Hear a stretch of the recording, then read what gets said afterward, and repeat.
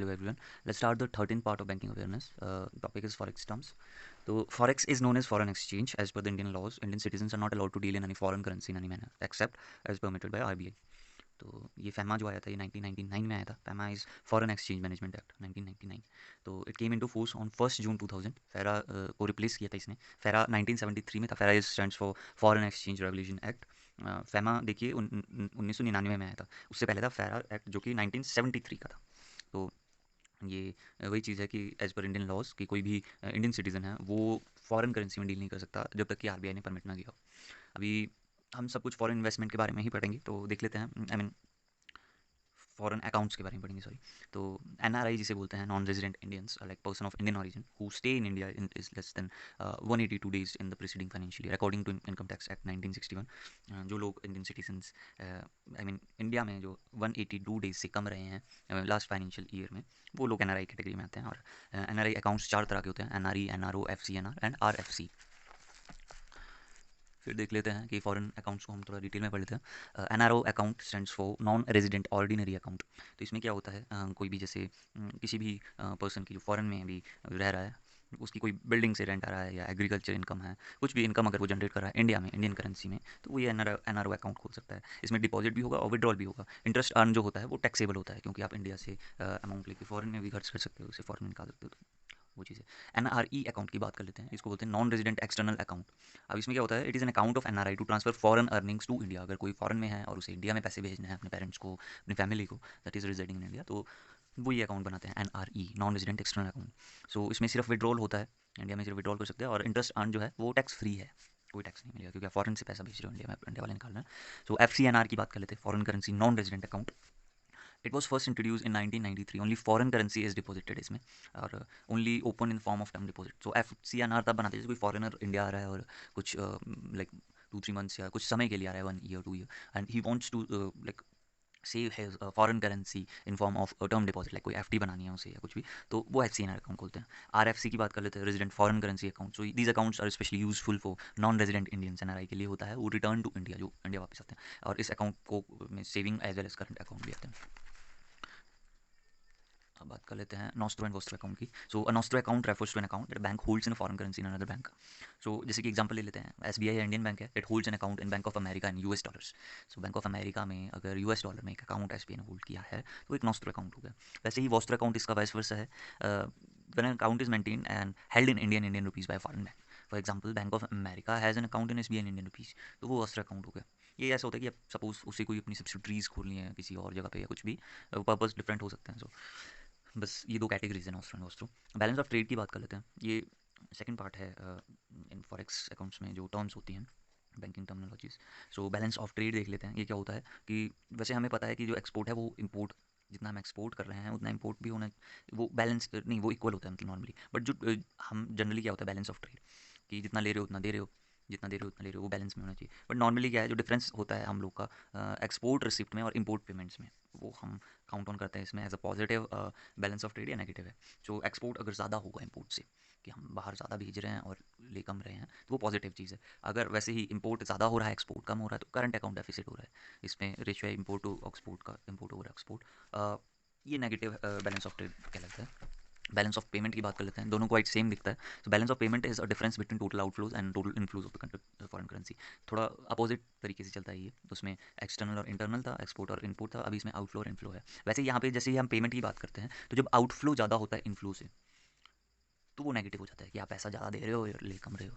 वैसे ही इनफ्लो अगर ज़्यादा होता है कि पैसा आ रहा है, और आउटफ्लो कम होता है इनफ्लो से, तो वो पॉजिटिव बीओपी हो गया, balance of payment. Custom duty की बात कर लेते हैं. ये ड्यूटी लेविड होती है इम्पोर्ट्स पे गुड्स की. हम जैसे कोई सामान लेते हैं फॉरेन से, हम इम्पोर्ट करवा रहे हैं, तो उस पर कस्टम ड्यूटी लगेगी. वैसे सी ई सी ए की बात कर लेते हैं, comprehensive economic corporation agreement.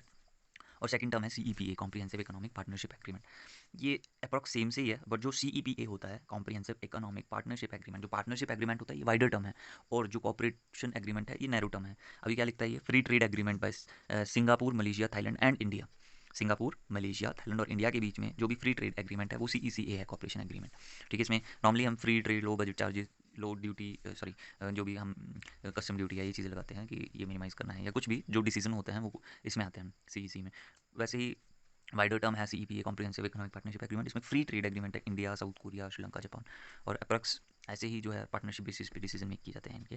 Travellers cheque की बात कर लेते हैं, this is one also important.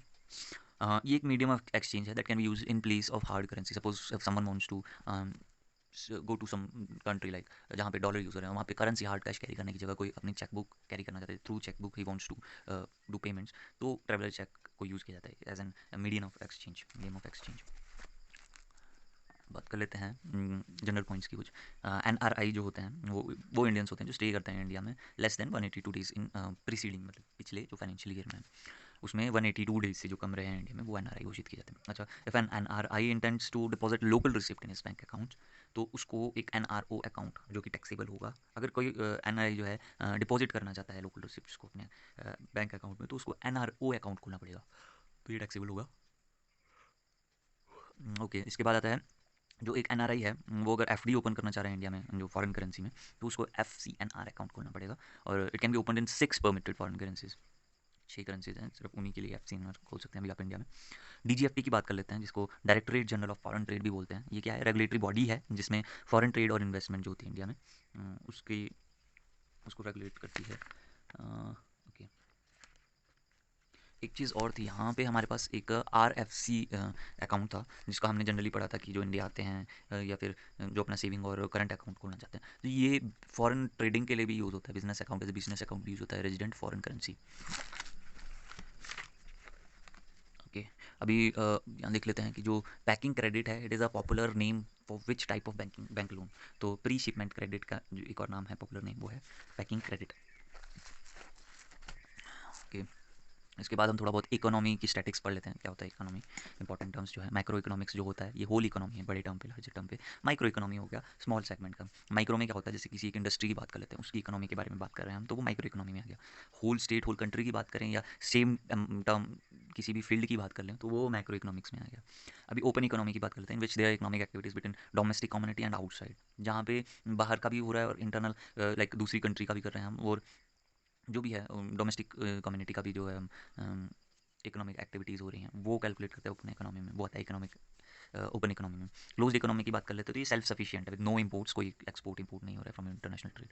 अभी इंपोर्ट एक्सपोर्ट की बात आई है, तो इंपोर्टर्स के केस में ये इंडिया का जो है 11th रैंक है।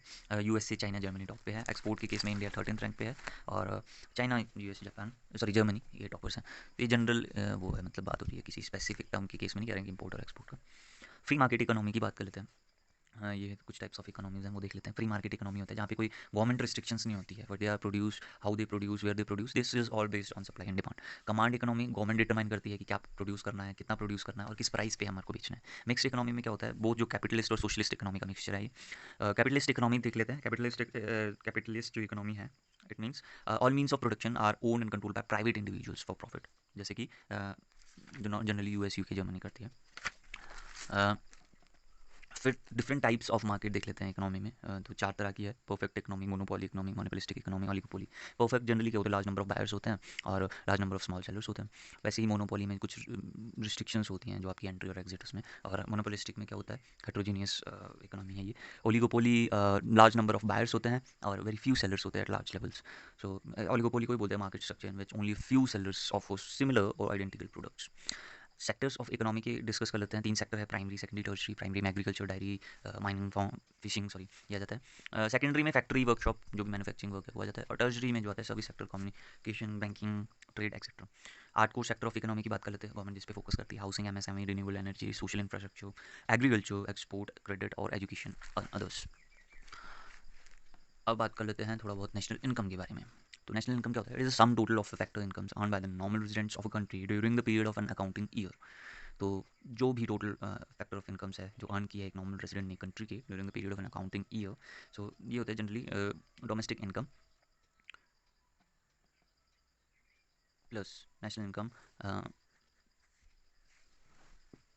Okay, I am forgetting the full form of this, I put it in the comment sector. मैं उसमें डाल दूंगा कि फुल फॉर्म थी इसकी।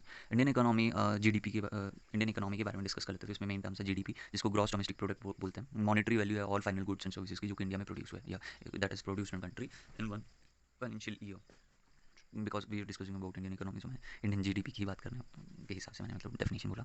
GNP की बात कर लेते हैं, ग्रोस नेशनल प्रोडक्ट। एक बार जीडीपी फिर से पढ़ लेता हूँ मैं। Monetary value of all final goods and security services, monetary value of all final goods and services produced that are produced within a country in one financial year. अब GNP की बात करते हैं। broad measures of nation's total economic activity, GNP is the value of all the finished goods and services produced in a country in 1 year by its nationals। NDP क्या होता है, net domestic product, जो difference होता है GDP और depreciation का। वैसे ही NNP जो होता है वो नेट नेशनल प्रोडक्ट या इनकम होता है। ये भी डिफरेंस होता है जीएनपी का, मतलब ग्रॉस नेशनल प्रोडक्ट का, और डिप्रिसिएशन का। एक जनरल टर्म है ट्रिपल पी, जिसको बोलते हैं परचेसिंग पावर पैरिटी। लाइक हम देखते हैं डिफरेंस $1 और मतलब कि ₹70 इज इक्वल टू $1। तो जो ये डिफरेंस है in between the currency conversion, तो ये परचेसिंग पावर पैरिटी आता है कि आप इतने अमाउंट में क्या सामान भी खरीद सकते हैं दूसरी कंट्री से, वो ट्रिपल पी में आता है। नॉमिनल जीडीपी की बात कर लेते हैं, जीडीपी एट करंट प्राइसेस। तो नॉमिनल जीडीपी क्या होता है, GDP at current prices. MV of final goods and services produced within the domestic territory. So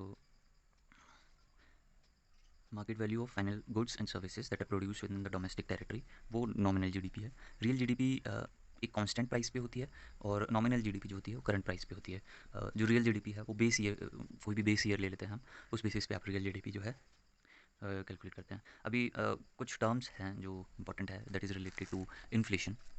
so inflation क्या होता है, जो प्राइसेस हाई होते हैं इस टाइम पे, मनी का जो फ्लो होता है वो भी हाई होता है मार्केट में, एम्प्लॉयमेंट रेट भी होती है, बड़ी होती है। हाइपर इन्फ्लेशन क्या होता है, जब डिमांड पुश इन्फ्लेशन बोलते हैं इसे, जबकि वेरी हाई प्राइसेस होते हैं कंटिन्यूटी में, जब इन्फ्लेशन चल रही होती है तो कुछ टाइम बाद वो हाइपर इन्फ्लेशन कन्वर्ट हो जाती है अगर कोई भी स्टेप नहीं उठाया जाता गवर्नमेंट की तरफ। तो इसमें क्योंकि मनी सप्लाई ज़्यादा होती है मार्केट में, तो हाइपर इन्फ्लेशन बूस्ट होता है। स्टैगफ्लेशन की बात करते हैं तो स्टैगनेंट बोलते हैं इसे, कि जब जीडीपी ग्रोथ कांस्टेंट होती है तो उसको बोलते हैं स्टैगफ्लेशन, या कोई भी ग्रोथ जब कांस्टेंट रहती है। डिफ्लेशन की बात कर ले तो डिफ्लेशन होता है इन्फ्लेशन का अपोजिट, जब प्राइसेस डाउन होते हैं, मनी फ्लो इसमें कम होता है, डिक्रीज होता है, और अनएम्प्लॉयमेंट बढ़ती है। अब बात कर लेते हैं कि किस किस टाइप की अनएम्प्लॉयमेंट होती है इकोनॉमी में। तो 6 तरह की है। ओपन एम्प्लॉयमेंट, ओपन अनएम्प्लॉयमेंट जो नॉर्मल होती है। अच्छा, एक और चीज़ है, suppose if someone is worthy to get a job but he is not willing to do the job, is not gonna count in unemployment. So discuss unemployment, इसमें क्या होता है, जैसे सपोज एक काम 8 लोगों को करने का है और उसको 10 लोग कर रहे हैं सेम टाइम से, तो सेम एफिशिएंसी से, तो वो डिस्कस अनएम्प्लॉयमेंट है। सीजनल अनएम्प्लॉयमेंट में ये होता है कि 6 महीना काम किया, 6 महीना विले बैठे। साइक्लिकल क्या होता है, साइक्लिकल भी सीजनल जैसा है बट इसमें कंटिन्यूटी नहीं होती है। सॉरी, ये वैसा है जैसे साइक्लिकल किस टाइप से हो जाता है, जिसमें गैप्स आते हैं बीच में। सीजनल तो ऐसा होता है ना कि सीज़न के हिसाब से चला हुआ काम। टेक्नोलॉजिकल में क्या होता है, जैसे किसी को कोई स्किल्ड लेबर नहीं है, तो उस lack of knowledge, lack of skill की वजह से किसी को टेक्नोलॉजी चलानी नहीं आती है, तो उस टाइप की जो अनएम्प्लॉयमेंट होती है वो टेक्नोलॉजिकल अनएम्प्लॉयमेंट है। स्ट्रक्चरल में क्या होता है, जैसे कोई माइग्रेट करते हैं किसी और जगह पे, तो वो कुछ टाइम के लिए वहाँ जॉब करेगा, फिर उसके बाद मतलब जो उस बेसिस पे, जैसे स्ट्रक्चरल बेसिस पे जो भी अनएम्प्लॉयमेंट आती है वो आएगी। स्ट्रक्चरल अनएम्प्लॉयमेंट में मैं बता देता हूँ स्ट्रक्चर में कैसा होता है। जैसे सपोज़ कोई काम कर रहा है एक जगह पे, फिर because of some sort of issues, suppose we are talking about Manipur right now, the condition in that particular state is quite not good right now, and because of that a lot of people went into the refugees camp, and they are not even able to continue whatever they were doing. Daily wages are not even able to earn the daily wages. So because of the fault in the structure, uh, like whatever the government is doing at this point, at this in this condition, worst condition of the state, a lot of people they are unemployment because of the structure they are following the pattern. So वो लोगों को migrate होना पड़ रहा है, एक जगह से दूसरी जगह छोड़ के जाना पड़ रहा है, तो this type of unemployment is in structure unemployment. कुछ एब्रीवेशंस देख लेते हैं बैंकिंग टर्म्स जो यूज़ होती हैं, बिकॉज बैंक में आते हैं काफ़ी सारे questions related to like what is and stands for in FCNR, तो उस टाइप से हम पढ़ लेते हैं। FCNR stands for foreign currency non resident account, ये वही अकाउंट है जिसमें FD खुलता है एक फॉरेन करेंसी में। AEBA की बात कर लेते हैं, AEBA, तो AEBA में क्या होता है, आधार एनेबल्ड बैंक अकाउंट। PCA में C क्या होता है, तो प्रॉम्प्ट करेक्टिव एक्शन। CAR में A क्या होता है, capital adequacy ratio. ALCO companies भी होती हैं, अभी बात कर लेते हैं, जो रिसीव ओ पेमेंट करती है। Asset liability committee, asset liability committee, okay. Receive and payment जो है वो बैलेंस ऑफ पेमेंट का काम है, BOP, अभी हमने पढ़ा था पीछे। बैलेंस ऑफ एक्सचेंज की बात कर लेते हैं, BOE। एक्सपोर्ट जब लेस होता है इंपोर्ट से, तो करंट सॉरी कैपिटल अकाउंट, जब इंपोर्ट ज़्यादा होता है एक्सपोर्ट कम होता है, तो कैपिटल अकाउंट डेफिसिट बोलते हैं इसको, CAD। BIS होता है bank for international settlement, bank for international settlement. इसका हेडक्वार्टर स्विट्जरलैंड में, जिस बेसल नॉर्म्स पे काम करता है। ये BCBS की बात कर रहे हैं, basal committee for banking supervision. So BPLR की बात कर लेते हैं, benchmark prime landing rate, BPLR benchmark. अब बोल देगा ये कि भाई BPLR में L क्या है, तो लैंडिंग है, बेंचमार्क प्राइम लैंडिंग रेट। ये फिक्स वो है कि RBI ने कुछ लैंडिंग रेट फिक्स की है, उस बेसिस पे काम करता है। कासा और राफा ये जनरल टर्म्स है, बैंकिंग में जॉब करते हुए बहुत रेगुलर टर्म्स है, तो ये पता होनी चाहिए। कासा होता है करंट अकाउंट, सेविंग अकाउंट, जो general accounts types of account है। और टर्म डिपॉजिट के केस में आता है राफा, जिसको रिकरिंग अकाउंट, जो RD और FD के जो अकाउंट्स होते हैं वो होते हैं राफा में।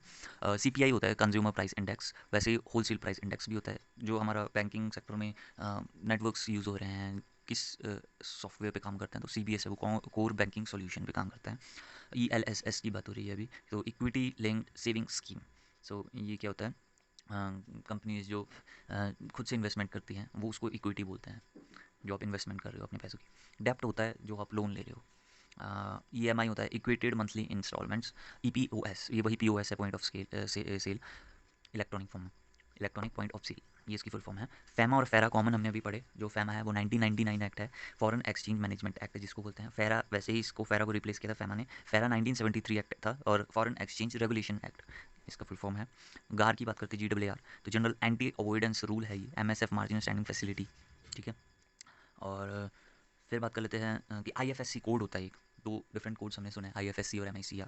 तो IFSC stands for Indian financial system code, 11 digits का कोड होता है, जिसमें फर्स्ट 4 डिजिट्स जो होती है वो बैंक का नेम रिप्रेजेंट करती है, 5th डिजिट होती है 0 होती है, और लास्ट की जो 6 डिजिट्स होती है वो डिनोट करती है बैंक का कोड, बैंक का नेम जो भी हुआ। MICR की बात कर लेते हैं, मैग्नेटिक इंक कैरेक्टर रिकॉग्निशन।